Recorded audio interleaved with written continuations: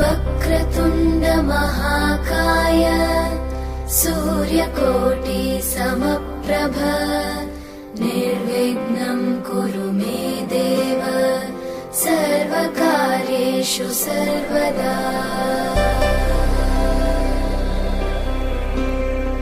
वक्रतुण्ड महाकाय।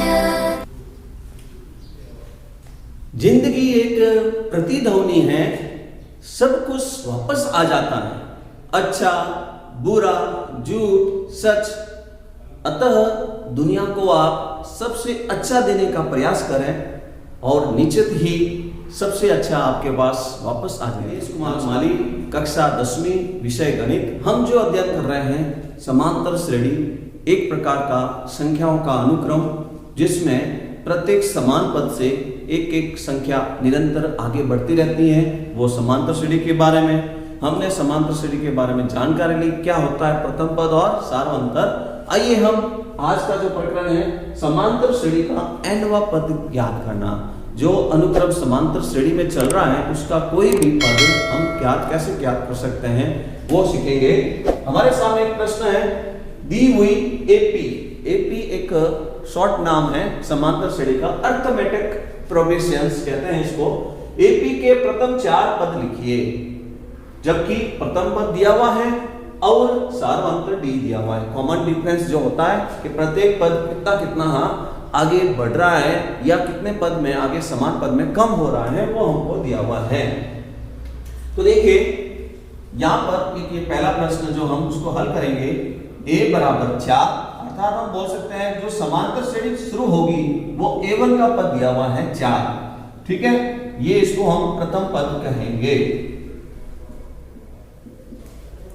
सार्वंतर जो हमको दे चुका है माइनस का 3, जिसको हम b से व्यक्त करते हैं। प्रत्येक पद -3 होता हुआ जा रहा है। समांतर श्रेणी डिसेंडिंग ऑर्डर से चलती हुई दिखेगी। कम होंगे पद, एक पद कम होता हुआ जाएगा, ठीक है। तो प्रथम पद हमने निकाल दिया। दूसरा पद हम ज्ञात करने के लिए a2 जो a1 दिया हुआ है उस a1 में आप -3 कर लें। आगे प्रत्येक पद में -3 करते हुए आप हल करेंगे। a1 4 है, प्लस का -3 तो प्लस का 1। तीसरा पद हमको निकालना है तो a3 लिखेंगे। तो a3 के लिए आप a2 को प्रयोग में लें। a2 में -3 आप और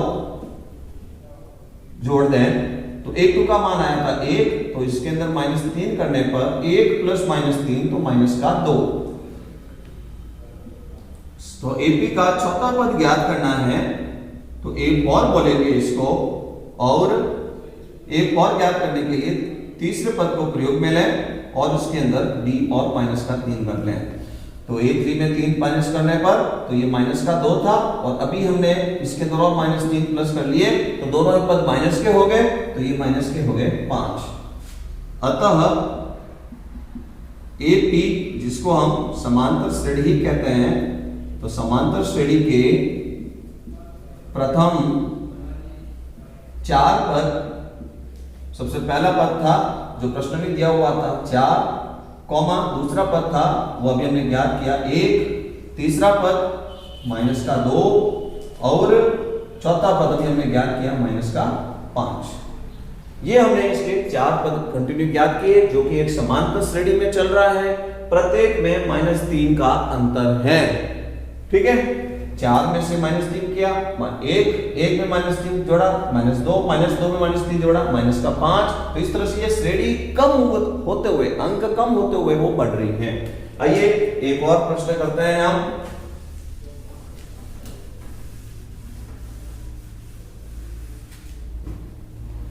क्वेश्चन नंबर 2, जिसके अंदर प्रथम पद दिया हुआ है जिसको हम a1 बोल सकते हैं या a बोल सकते हैं, -1। सार्वंतर जिसको हम कॉमन डिफरेंस बोलते हैं कि श्रेणी को किस तरह से आगे बढ़ाना है, कितना पद बढ़ते हुए आगे बढ़ेगा, तो 1/2 दिया हुआ है। तो दूसरा पद में 1/2 हम जोड़ेंगे तो समांतर श्रेणी का दूसरा पद हमको मिल जाएगा। दूसरा पद ज्ञात करेंगे तो A2 बराबर A1 में आप d जोड़ दीजिए, A1 प्लस 1/2। तो A1 का मान हमको दिया हुआ है पहले से माइनस का 1, तो -1 प्लस 1/2, तो माइनस का ज्यादा कितना 1/2। तीसरा पद A3 ज्ञात करना है, तो जो पहला पद था उससे हमने दूसरा पद बनाया। अब दूसरे पद को हम यूज में लेंगे और उसके अंदर d जोड़ देंगे। तो A2 है, हमने भी जो ज्ञात किया माइनस का 1/2 है, और प्लस d का जो मान है वो 1/2 है। दोनों पद समान है, प्लस माइनस कैंसिल हो जाएगा, ये तीसरा पद आ जाएगा। तो समांतर श्रेणी का चौथा पद हम निकालते हैं जिसको हम A4 बोलेंगे। तो A4 को ज्ञात करने के लिए हम तीसरे पद को प्रयोग में लेंगे, A3 प्लस d। तो A3 का मान अभी हमने ज्ञात किया 0, और प्लस का d 1/2, जोड़ने पर 1/2। अतः समांतर श्रेणी जिसको हम AP बोल सकते हैं, समांतर श्रेणी AP में प्रथम 4 पद, सबसे पहला A1, फिर A2, फिर A3 और फिर A4। तो A1 का मान जो प्रश्न में दिया हुआ था माइनस का 1, D में कॉमन डिफरेंस 1/2 होते हुए दूसरा पद माइनस का 1/2, ठीक है। तीसरा पद 0, चौथा पद 1/2, ठीक है। तो इस तरह से हमने इसके 4 पद कंटिन्यू ज्ञात किए। -1 था, संख्या बढ़ी माइनस का 1/2 हो गया, और संख्या बढ़ी 1/2 0 हो गया, और संख्या बढ़ेगी तो प्लस में आते हुए 1/2, फिर 1, फिर डेट, इस तरह से वो चलता रहेगा, ठीक है। तो अभी हमने जो ये ज्ञात किया है, तो हमको प्रश्न में प्रथम पद दिया हुआ था, प्रथम पद के साथ में कॉमन डिफरेंस कितने पद से आगे बढ़ना है वो भी हमको दिया हुआ है। तो उसके आधार हम एक समांतर श्रेणी का निर्माण कर सकते हैं। तो ये जो समांतर श्रेणी का निर्माण किया है, तो समांतर श्रेणी का एक हम व्यापक रूप बोल सकते हैं इस पदों को देखते हुए। तो समांतर श्रेणी का एक व्यापक रूप इस तरह से बोल सकते हैं हम। सबसे जो पहला पद होता है उसको हम प्रथम पद बोलते हैं। अब उससे आगे जब बढ़ना है तो एक एक जो कॉमन डिफरेंस है वो निरंतर बढ़ता रहेगा। तो जैसे यहां पर जैसे ये A था तो इसके अंदर कॉमन डिफरेंस बढ़ा, ठीक है। इसमें कितना फर्क हो गया, तो इसमें A प्लस D होने पर ये आया, D इसमें प्लस हो गया, तो ये दूसरा पद है बोलेंगे A प्लस D। फिर और इसके अंदर हमने तीसरा पद बनाने के लिए A प्लस D के अंदर और प्लस D किया, A प्लस D के अंदर और प्लस D करने पर तीसरा पद आ गया अर्थात A प्लस 2D। चौथा पद ज्ञात करने के लिए हमने तीसरे पद से D और प्लस करने पर यानी A प्लस 2D के अंदर और प्लस D कर लिया अर्थात A प्लस 3D। प्रथम पद से हम कॉमन डिफरेंस को निरंतर बढ़ाते गए। तो इस तरह से ये इसका व्यापक रूप है समांतर श्रेणी बनाने का। तो एक व्यापक रूप में इसका फॉर्मूला जब बोला जाएगा तो nवा पद ज्ञात करने का फॉर्मूला इस तरह से बनेगा, प्रथम पद A और D का जो यहां पद बन रहा है वो n-1D बन रहा है। जो यहां पर मैंने लिखा है ये इसका nवा पद ज्ञात करने के लिए सूत्र बन सकता है, A plus n-1 into D। तो ये एक श्रेणी बनाने के लिए इसका एक रूप बोला जाता है व्यापक रूप। तो इसके अंदर जो इसका व्यापक एक फॉर्मूला बनेगा वो nवा पद ज्ञात करने के लिए काम आ सकता है A plus n-1 into D। हम बगैर किसी की श्रेणी के सीधा ही कोई भी समांतर श्रेणी का 7वां 8वां 9वां 10वां nवा पद कोई भी ज्ञात कर सकते हैं। अभी जैसे ये प्रश्न कर रहे थे तो इसके अंदर 5वां पद, तो 5वां पद बोलेंगे 1/2 और प्लस करेंगे 1, छठा पद तो 1/2 और प्लस करेंगे 3/2। तो अभी हमने जो सीखा कि ये एक व्यापक जो श्रेणी बनी है, ये जो व्यापक श्रेणी बनी है इसके अंदर जो अंत में लिखा हुआ है ये nवा पद है। ये एक सूत्र बन जाएगा, समांतर श्रेणी का nवां पद ज्ञात करने का सूत्र बनेगा। तो इससे हम कोई भी श्रेणी का बिना किसी विस्तार के श्रेणी का कोई भी पद ज्ञात करना है, बिना समय गवाए हम तुरंत इस सूत्र से कोई भी पद ज्ञात कर सकते हैं। तो आइए किस तरह से इसको प्रयोग करते हैं। तो देखिए ये क्या हमारे फायदेमंद है। जैसे अभी मैंने इससे एक श्रेणी बनाई थी A1, A2, A3, A4, A5, A6 और A7। तो ये मैं अगर पद बनाऊं इसके अंदर तो समांतर श्रेणी इस तरह से बनेगी। प्रथम पद माइनस का 1 होगा, 1/2 निरंतर आगे बढ़ाएंगे तो माइनस का 1/2, 1/2 और प्लस किया 0, 0 में 1/2 प्लस किया 1 और 1/2 प्लस किया 1/2 प्लस किया 1/2 प्लस किया तो ये 2।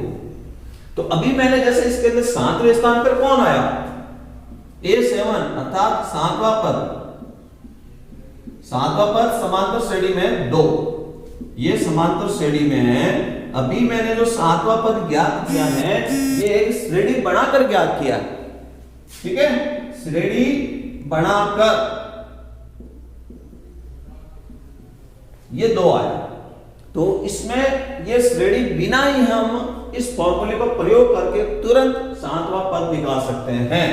तो सूत्र का प्रयोग करके समांतर श्रेणी का nवां पद an बराबर, ये फॉर्मूला हम यूज में लेंगे, a plus n-1 into D. जो n हमको ज्ञात करना है, कौन सा पद ज्ञात करना है, 7वां। तो n बराबर 7वां, a7 a प्लस n-1। तो जो प्रश्न में a दिया हुआ है प्रथम पद माइनस का 1, n जो हमको ज्ञात करना है 7वें स्थान पर अर्थात 7वां पद ज्ञात करना है, 7 माइनस 1 इंटू डी। कितना का डिफरेंस था, 1/2 का डिफरेंस था, तो 1/2 माइनस का 1, 7 में से कम करेंगे 6 गुणा 1/2। तो पहले आप गुणा करेंगे तो माइनस का 1 6/2 3 हो गया।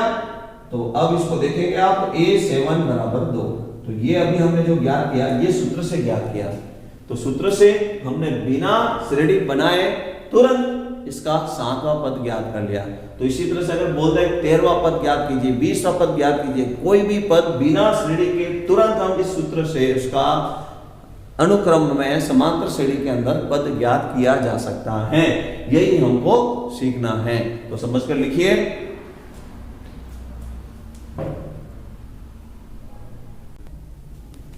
एक प्रश्न दिया हुआ है, एक समांतर श्रेणी का प्रथम पद माइनस का 7 है, सार्वंतर 5 है, तो इसका 18वां पद ज्ञात कीजिए। समांतर श्रेणी में 18वें पद पर कौन आएगा, ठीक है। बिना विस्तार किए सूत्र से हम ज्ञात करेंगे। तो देखिए शुरुआत करते हैं। दिया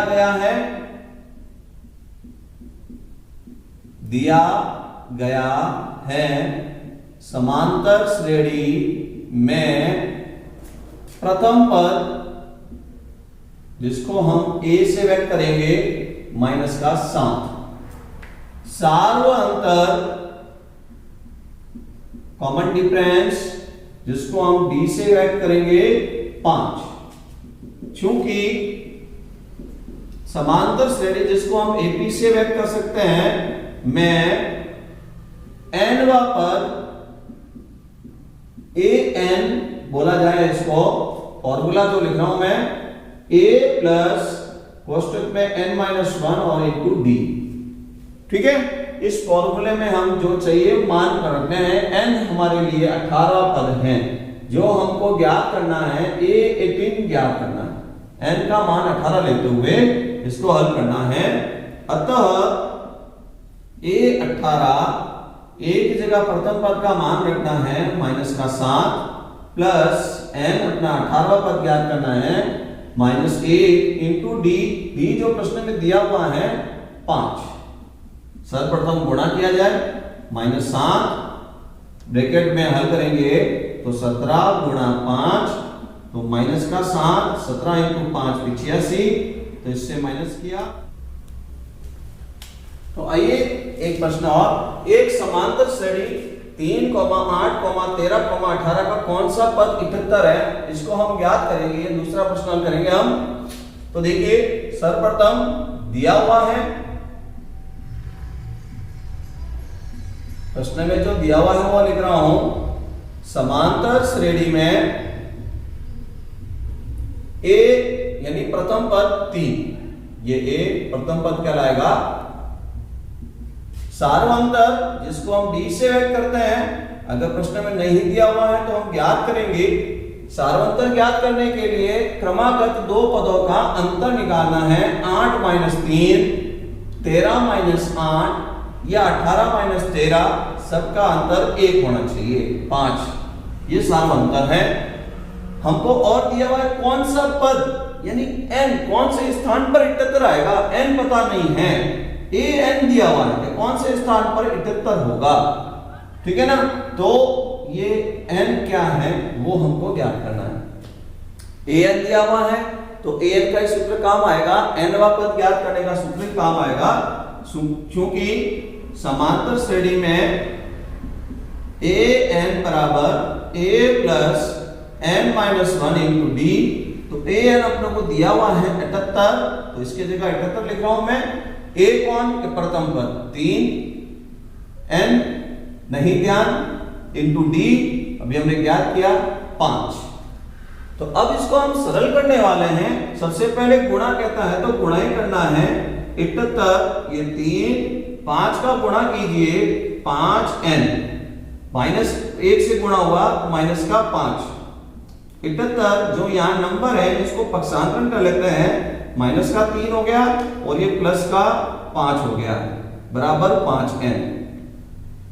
78 में 5 जोड़ेंगे तो 83, 83 में 3 कम कर लेंगे 80, ठीक है। तो इस तरह से हमने इस प्रकार ये निकाल दिया 5n बराबर 80 आया। तो n बराबर 80/5 बराबर 16। अतः समांतर श्रेणी में 16वां पद 78 है। ये समांतर श्रेणी का 78 कौन सा पद है, तो 16वां जो पद आएगा वो 78 होगा। समझ कर लिखिए और अभ्यास कीजिए। धन्यवाद।